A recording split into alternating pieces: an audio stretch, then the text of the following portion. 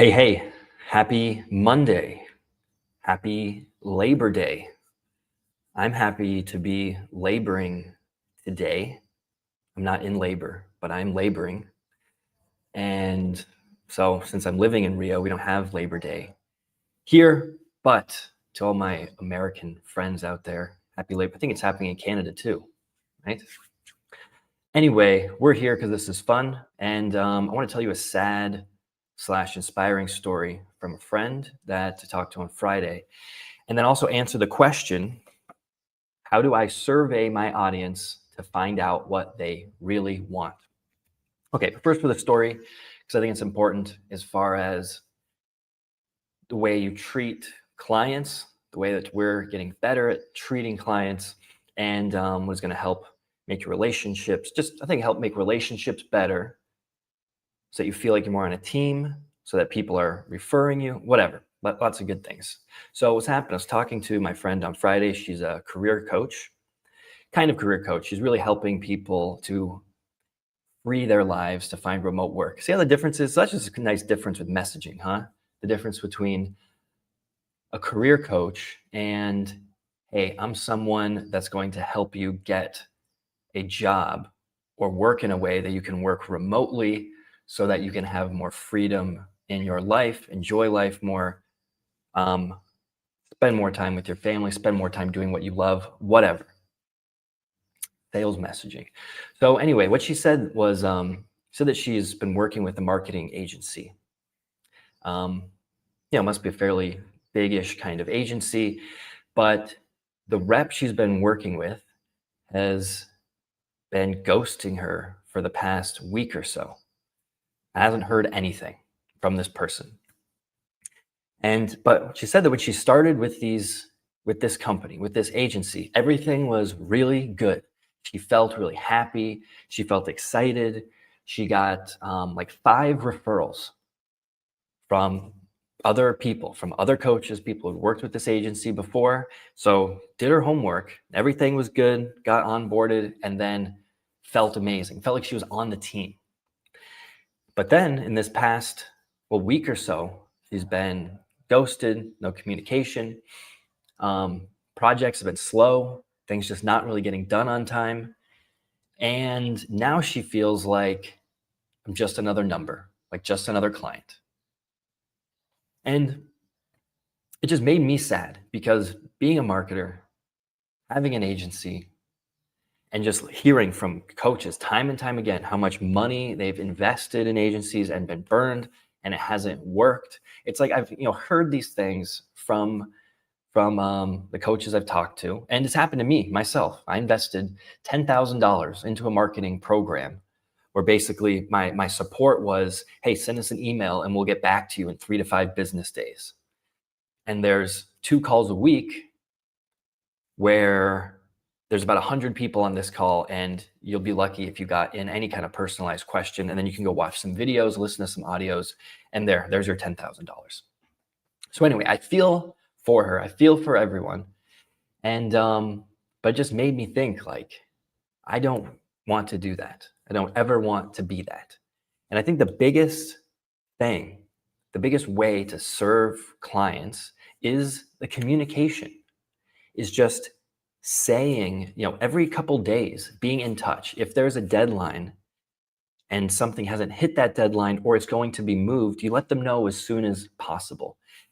Well, so it's like, if something isn't going to get done on time, that's okay. I think it's okay if stuff doesn't get done on time. It's okay if things don't go right. Like, that's just what it means to be human, to be doing work, to be doing something difficult, like entrepreneurship. But if it's not going to go right, then you just say, hey, we need an extra day.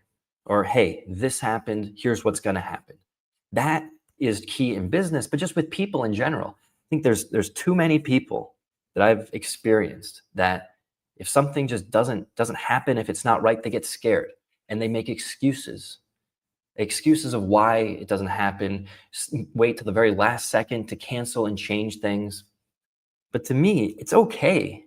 It's okay if things don't go right. It's okay to own up to it, but you just got to communicate. You just got to say, hey, we need an extra day. Hey, this happened. Here's how we're going to fix it.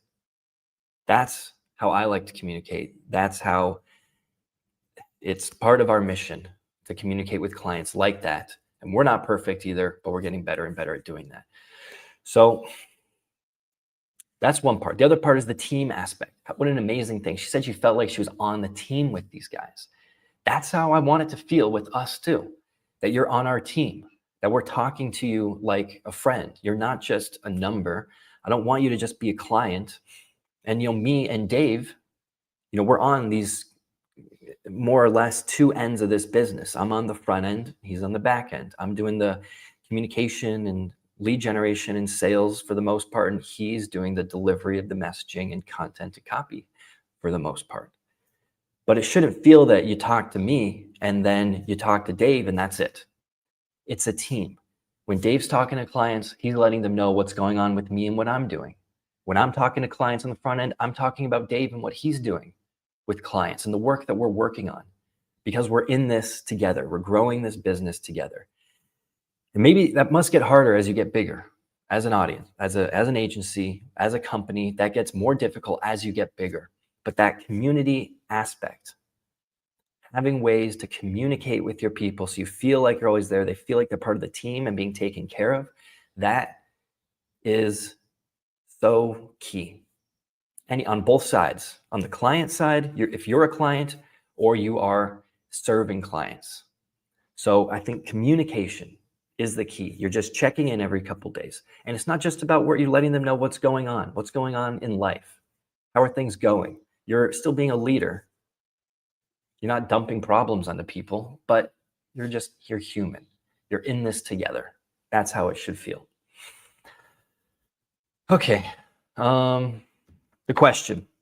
Now, let's get to people. How do you deliver things for clients in a way that you're really serving them and what they really want, and not creating a workshop that nobody's going to go to, creating a product that nobody really wants? Because the big reason for lack of success that I see with workshops, programs, content is just a lack of asking the audience what they want and really digging into that. So I'm going to show you how we do that. So the first thing, the thing is to survey your audience, survey your people. And it's not enough, okay? It's not enough to say, oh, I've been in this industry for 10 years. I've been in this industry for 20 years. I've done all the research. I know what my audience wants. Maybe you know what they want in general, but you don't know what your audience wants. Your specific, 3,000 people on your email list. Your specific 100,000 followers on social media. What do they want specifically? And even if you think you know what they want, chances are you have not said it in a way that really makes them relate to the current situation that they're in and really think like, yeah, that is me. So let me show you how we do that. Because we want to get away from really broad things like, what do you want? So if you were going to I'm going to show you an example. We have a client who is helping ambitious women to get to the next level in their career, let go of their traumas, discover their superpowers and leverage them, and just do things in life that are more that are really fulfilling their purpose in life more. And so what we're doing is having a monthly workshop. But to create, the workshops, which workshops are we going to do? What are the topics going to be on? Because we're not just doing a single evergreen workshop that runs every month that's really generic and broad. That is a mistake that I see. Having a really generic workshop about your entire methodology that doesn't work well because it's not compelling. It's not like, oh, this just looks like another workshop I've seen from somewhere else. Big deal. What we want to do is have workshops with specific points of value. Specific points of value so that it's fresh every month. Every time you do a workshop, it's fresh, it's a different specific point of value, and that it really creates a pull for someone to want to enter. So, but how do you know which workshops to do? What are the topics? What should you teach about? What is going to be the message? What's going to be the hook that's going to get someone to be like, yes, I need to attend that. So you do that with the survey. And there's a few parts to it, but for today, I'm just going to show you the types of questions that we're asking, the level of depth you need to get to when it comes to asking your audience about what they want to see on a workshop. So let's read through this. I'm showing a document for everyone listening. I'm going to read through this. Hello, gorgeous. Happy Friday. Hello, gorgeous. That's part of her brand, part of her voice. So this is an email that would go out to her email list. This could also be a post on social media, say on LinkedIn. So first, enter a bit about what's been going on in her mind. Okay.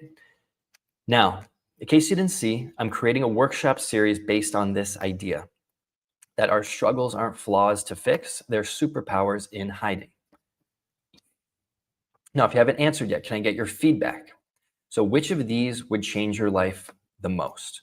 So we're going to have 4 specific situations. Which of these would change your life the most? A, how to stop convincing yourself you're not ready for the promotion, the raise, or the big opportunity, and finally go after what you really want with unshakable conviction. B, how to stop that Sunday night knot in your stomach and actually feel excited about Monday and the work week ahead. C, how to break the cycle of endless learning and certifications, trying to prove you're enough and finally rely and thrive on your natural brilliance.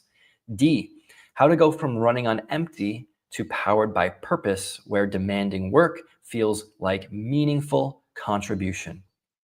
Drop a letter below, and if you don't mind, please tell me why. I'm reading every single response. Or feel free to respond to my story if you'd rather keep this private. Please pay it forward by liking and sharing this post. Other women may benefit from seeing this too.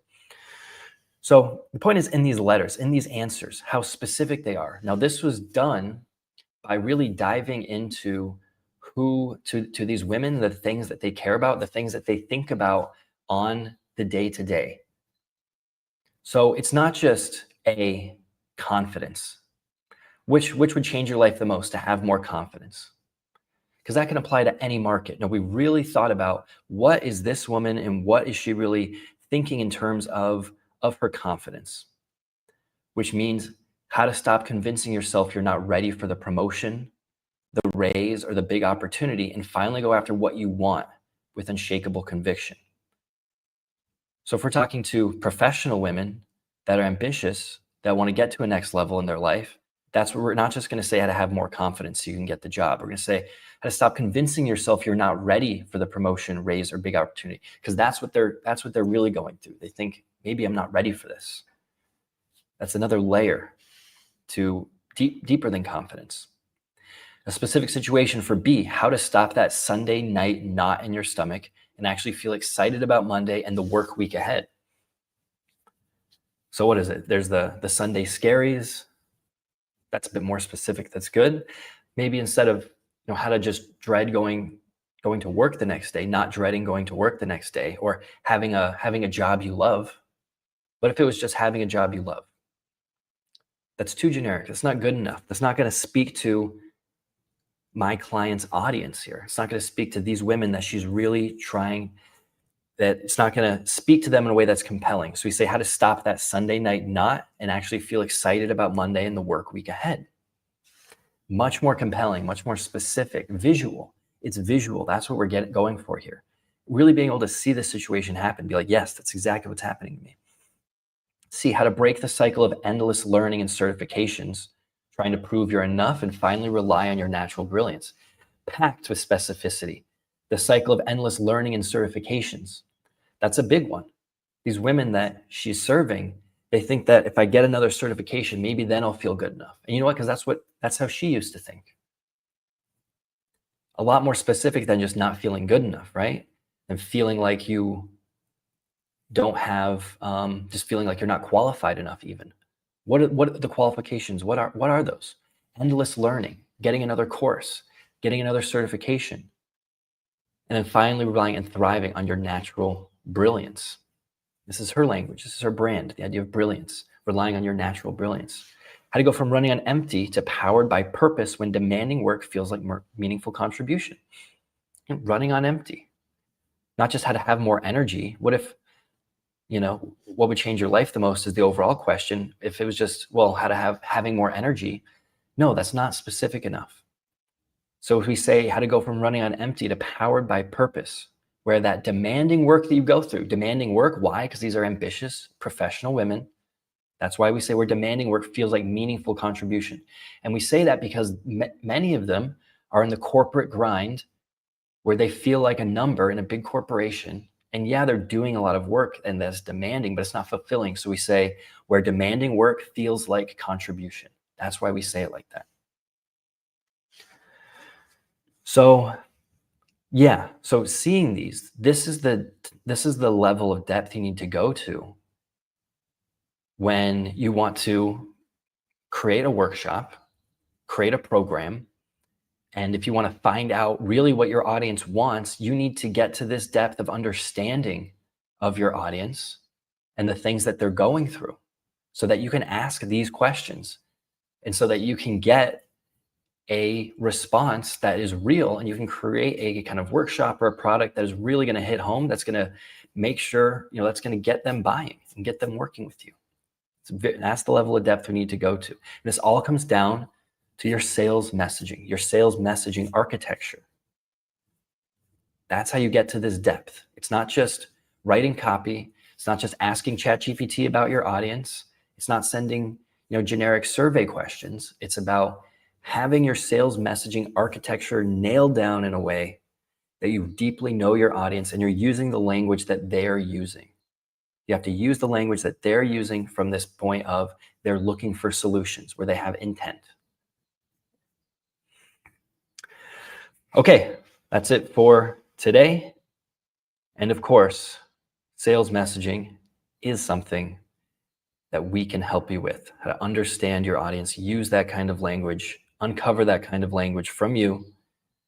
That's going to help to connect with your audience and get them signing up for things and buying from you. Okay, that's it for today. See you tomorrow.